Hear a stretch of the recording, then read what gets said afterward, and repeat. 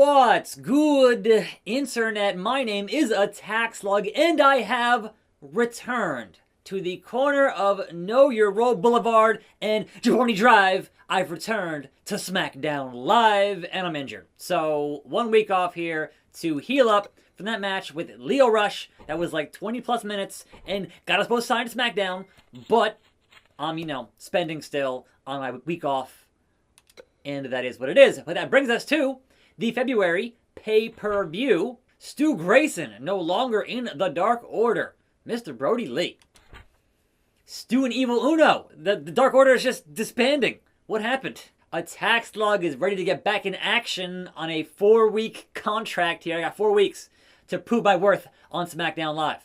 New Japan's ratings are up since Okada became the champion, as they would be. Ring of Honor abandoned their long-term contract policy. NXT have crowned Dexter Lumis as their new North American champion since Karrion Kross bailed for a different company. The big guy is going to Impact. A magazine poll identified Sin Cara as the most agile in Wrestling Revolution. But how long till he botches that? Tucker Knight. Tucky! attackslug, you're all alone. Join me and Otis. I'm not heavy enough to be in heavy machinery. We could rule SmackDown. Yeah, but that means tag team matches, and I don't want tag team matches, Tucky. Also, you turned on Otis. So no, I'm good. I'm not heavy enough. So sure. Let's fight. That's fine. We fight on Friday night. Now who am I fighting in a steel cage? Otis. Pay-per-view, February. And that decision knocked down my happiness 1%. Here we go. Steel cage, pay-per-view, SmackDown, Fastlane. And Otis in this game is still Mr. Money in the Bank. Blue collar working man. Alright, so I welcome you to a fine Tuesday here on the program. Holiday week, all that beardness still happening, but I am still here, and Otis is climbing the cage. But we have a Raw from last night to get into, as it did happen, as it would normally happen on a Monday, so that unabated was Raw. But man, can they get rid of that third hour at some point? That'd be cool.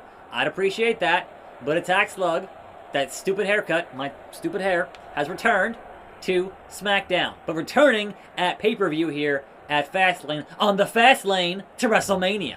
Clearly. So here we go. Me and Otis, last lap match. Let me guess, Tucky gets involved here in this cage. That sounds about right.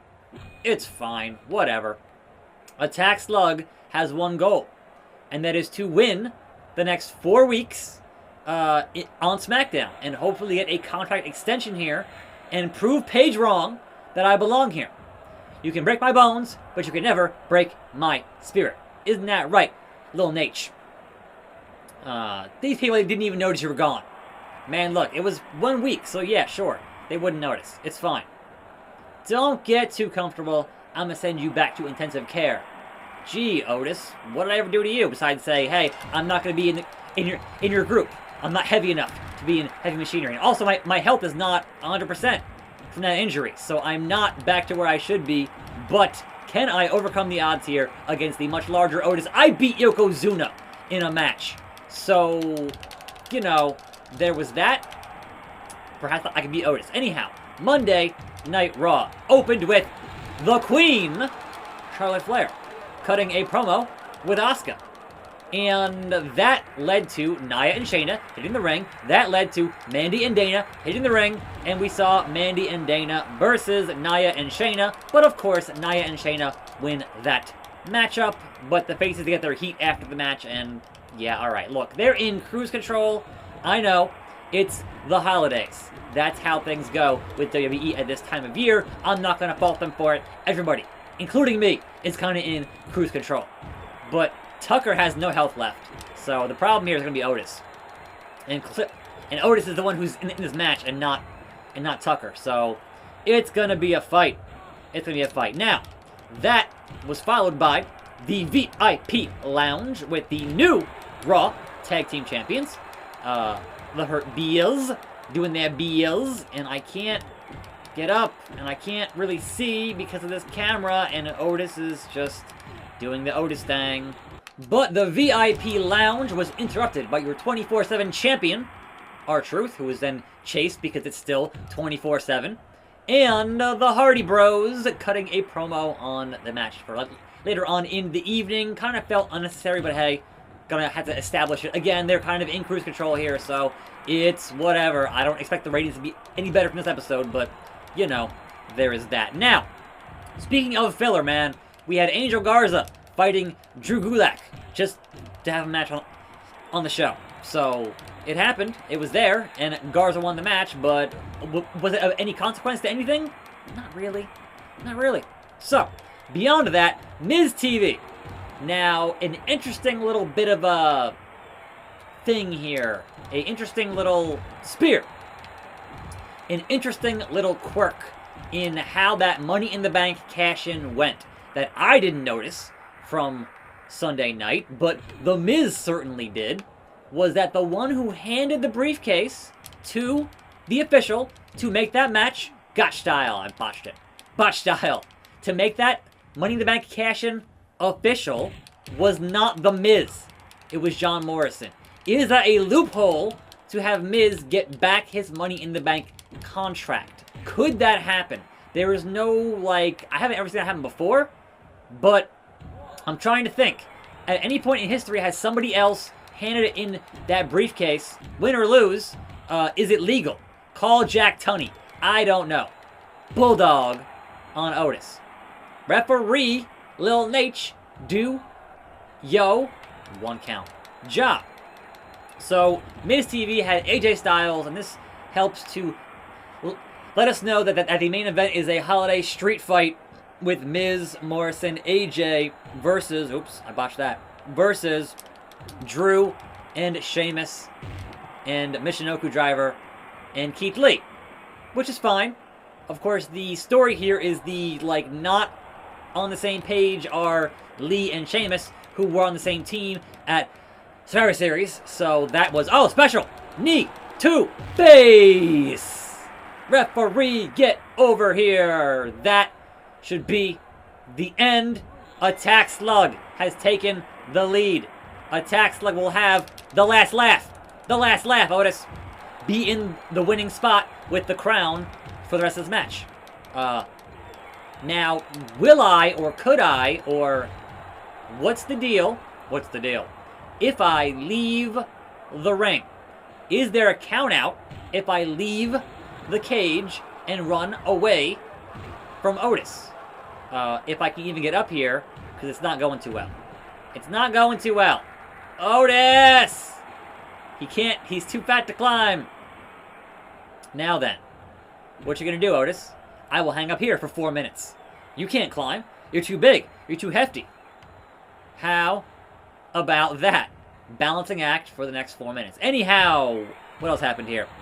There was a brawl there at the end of that thing with them, and then we had a T-Bar taking on a Ricochet as they are trying to get Ricochet to join Retribution. And it has not happened just yet. So they'll keep on, yeah, alright, it's definitely a count out.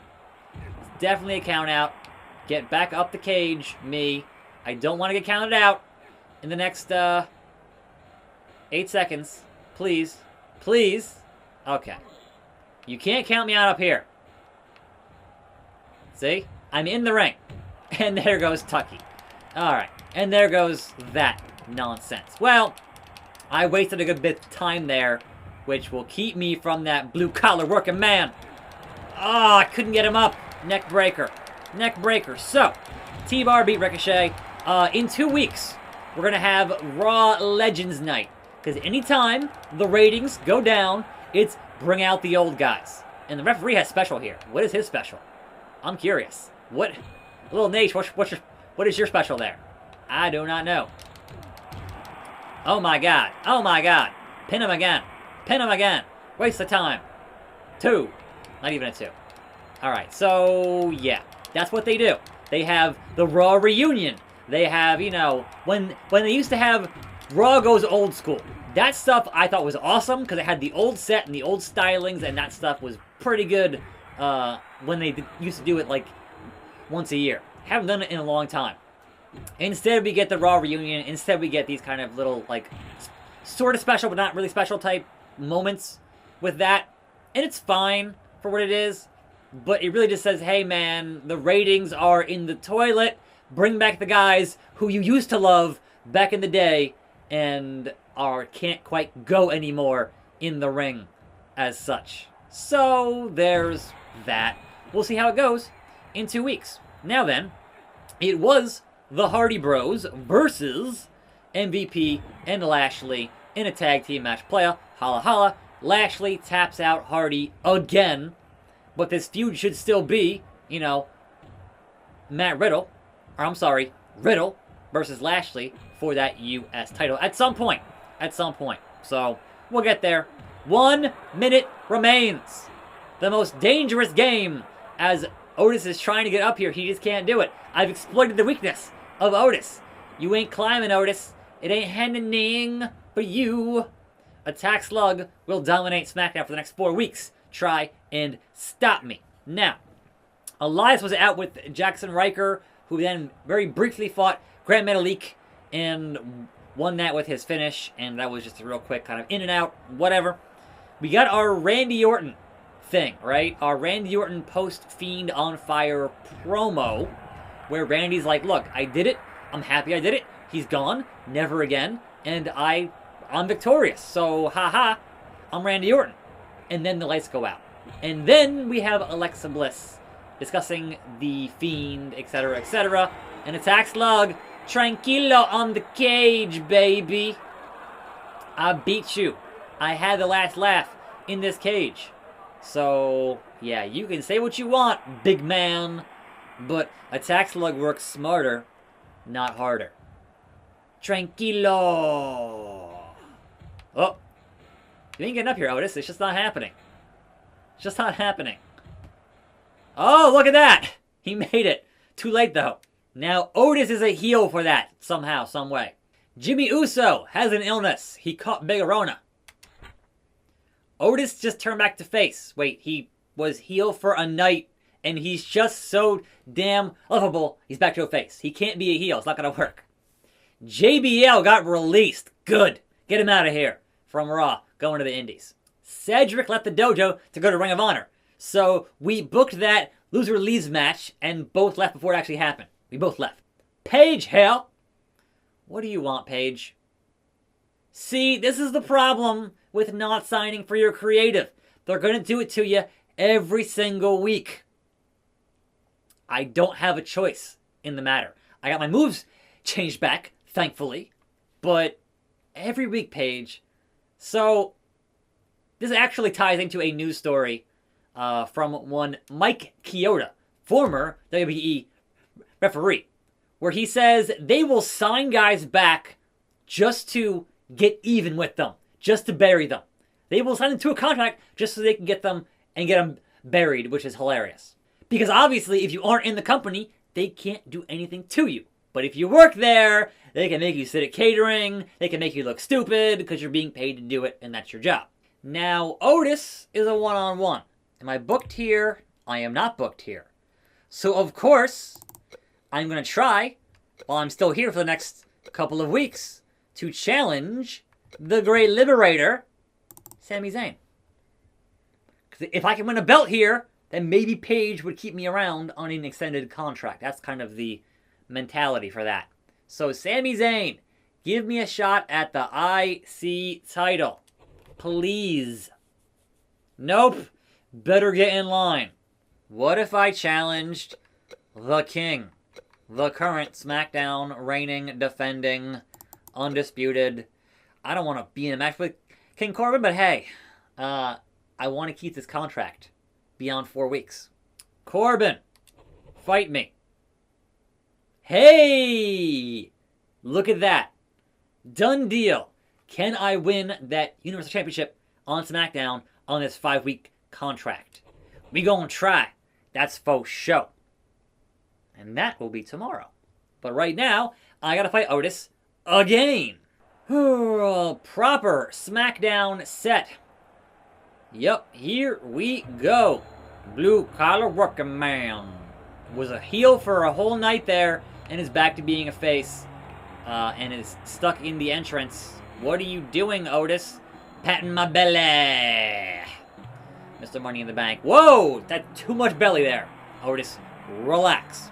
Chill.